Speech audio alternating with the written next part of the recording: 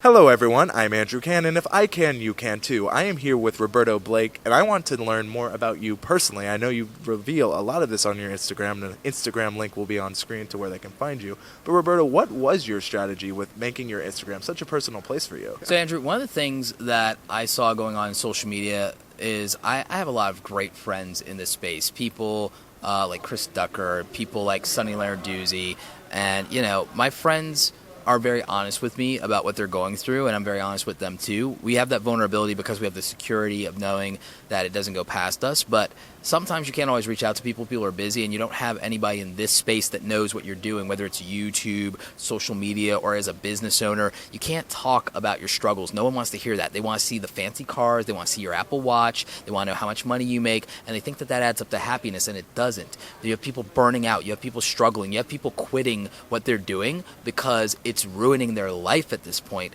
and it only got to that point because they couldn't reach out when they were in pain, or they couldn't talk about the journey and the struggle because all anyone wants to know is they want to know more about like you making it, and they want encouragement to make it too. They don't want to hear how hard it was. And so I wanted to give my friends air cover to value their vulnerability and to be straightforward about it and to let people know what the reality is, because I see entrepreneurship, I see social media, I see YouTube being glorified and glamorized with nobody getting to the reality of like how painful it can all be when you haven't made it just yet. And even after the fact, I have friends with 1 million subscribers that are depressed right now. And it's not because of their subscriber count, it's not because of their views. I have friends that they have every toy under the sun, and they're depressed. When I was working in corporate, I knew millionaires that were on pills and just ready to literally drive like right into a tree. I'm not even joking. And no one wants to talk about it. And it's devastating to me. I couldn't talk about what I was going through a lot of times except with a handful of people. And I don't think it's about oversharing. I think it's about if we can have honest conversations, people cannot feel shamed and not feel a stigma, and they don't have to feel guilty about not enjoying their success if that's real, and then they can get help. Yes. And that is something I've experienced personally. I know you've talked about it on your Instagram stories, again, right here to where that is.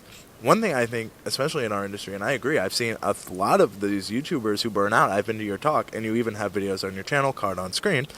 But the thing is, when people burn out, they often wonder why, and I think having an honest dialogue with how they're feeling is so important.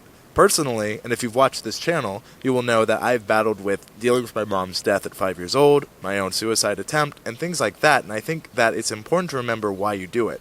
I do the channel Andrew Can because I believe if I can, anyone can too. Now, Roberto, what do you think when it comes to what you can give to people? What do you want them to take away when they look at your Instagram stories? What is one thing you want them to think on that piece of unique content? So like, whatever it is, it's usually focused on one thing or one story, or it's usually about what I'm thinking about even now perspective-wise. A lot of it focuses in very much being like present and just acknowledging the truth about where you are right now in your situation. I mean, a primary example of that, to get like very real, would be that I was a solo entrepreneur for way too long because I wanted to prove to people that if they're in a circumstance where they don't have support or they are bootstrapping or whatever, that they can do it. And it was kind of like how I stuck with my old camera longer than I needed to prove that you can get to 100,000 subscribers on a not great camera. It didn't even have a flip out screen. And then I went and, took the upgrade of all my stuff and took it out of the box and all of those good things upgraded to the really expensive stuff, because it's not that I couldn't afford to most of that time. It was that, one, it was the thing I was very comfortable with, and two, I wanted to prove to other people that this is still accessible. And I did the same thing with solopreneurship, but that was devastating in some ways because you find that it's a lot of putting everything on your own back and carrying to the finish line, and there can be a lot of pride and a lot of self-esteem that comes from that, but it can also become a burden when you don't feel that you can rely on anybody, when you don't have anyone you can trust with your stuff, when everything's on you, and when you're sick or you're not feeling good or you're not feeling up to it or things are just hard, you have no way to relieve that burden. You have no support. And what I found is that having support means the world to me. It means the world to so many people.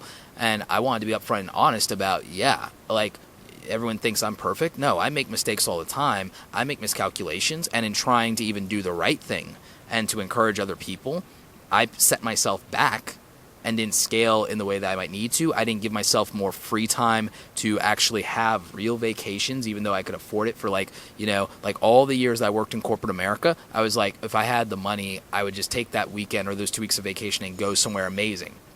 Now the money's not a problem, and now it's the time. But I did that to myself. I did that to myself. I have the time if I want to like do a staycation, but to like stop and disrupt some of the things, not even from the business running, there's enough passive stuff to do that. It's about the fact that with the way I want to grow, to get there, I need more help and I need more people, because I could get there on my own. If I want to cripple myself under the weight of the responsibility, under the weight of the work, if I want to like get there, but I won't be able to enjoy it because I would have wrecked myself to get there. Absolutely. And I think that what you mentioned is important. You went from being a solo and you wanted to prove all these things, but you did, and that's important.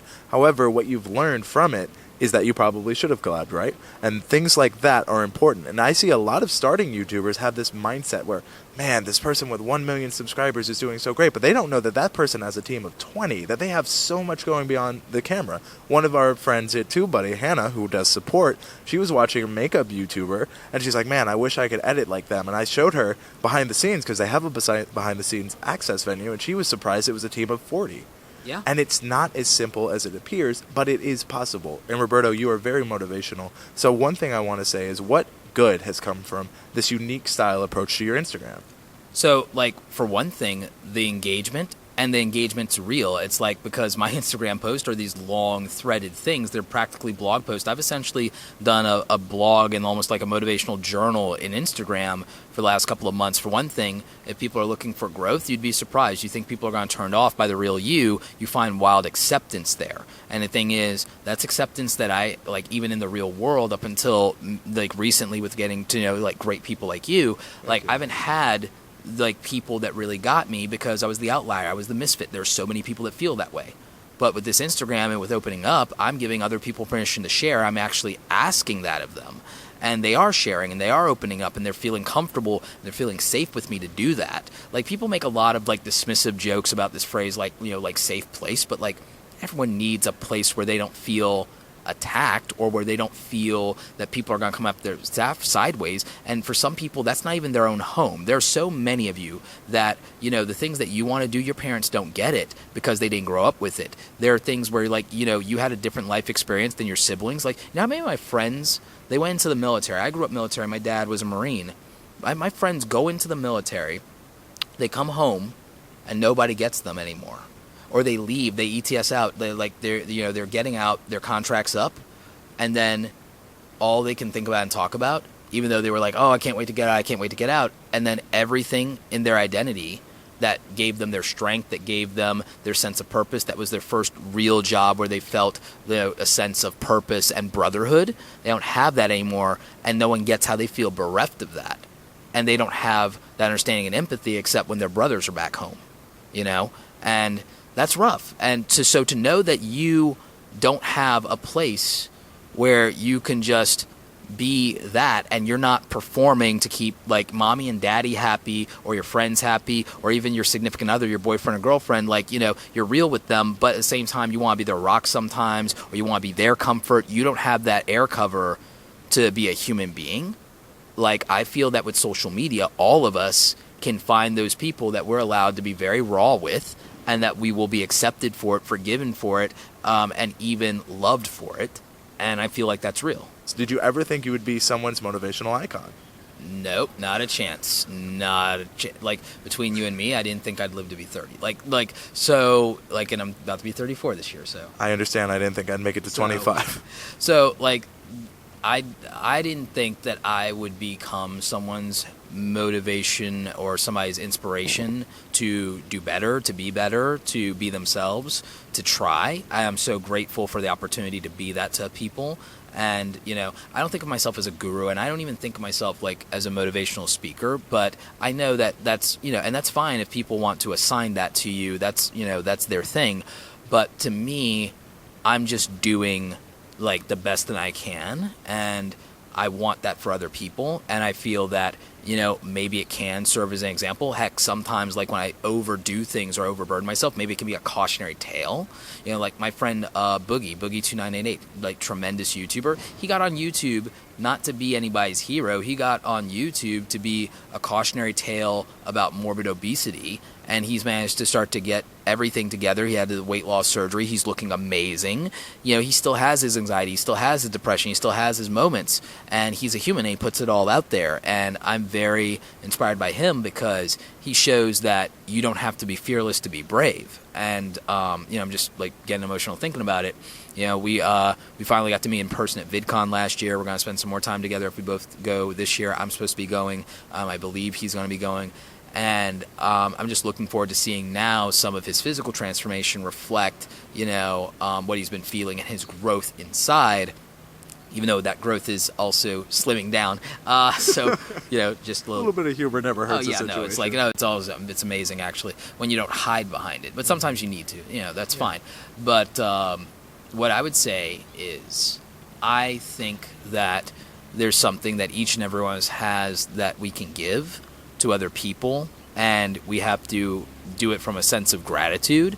Like almost everything about where I am today is because I'm grateful that I gave myself the chance and then throw myself in front of the number 2 in Brooklyn. That's real. Like, I'm just grateful that I took a breather and I figured out that I felt when I put it down to myself, I'm like, are you too lazy to do the work that happiness requires? Because you can imagine being happy. You know what you would need to change in your life. You know that those things are not like physically impossible. So you want to die because you're just effing lazy. And that infuriated me. And so that, motivated me to do better. Roberto, first of all, thank you for your vulnerability, your honesty, not only here, but on Instagram, everywhere you are. Thank you for sharing so much with my audience and just in general. Roberto, thank you for so much. I want to give you a hug. Yeah, come here, man. Appreciate you. And I agree with a lot you said. Roberto, I will have links to everything in the description below. Thank you for everything you do. I finally caught the white whale for the last 3 conventions. I said I will get Roberto on here, and dang it, I did it. There you go, Ahab. Roberto, thank you so much. Yeah. And enjoy your conference. Hey, guys. Like and subscribe to this guy. Thank you, Roberto. Yeah, and I don't do shout-outs, right? No, so. I know. That's why I'm a little... Well, they never work. Well, yes, but I'm also a little red, so I'm a cut.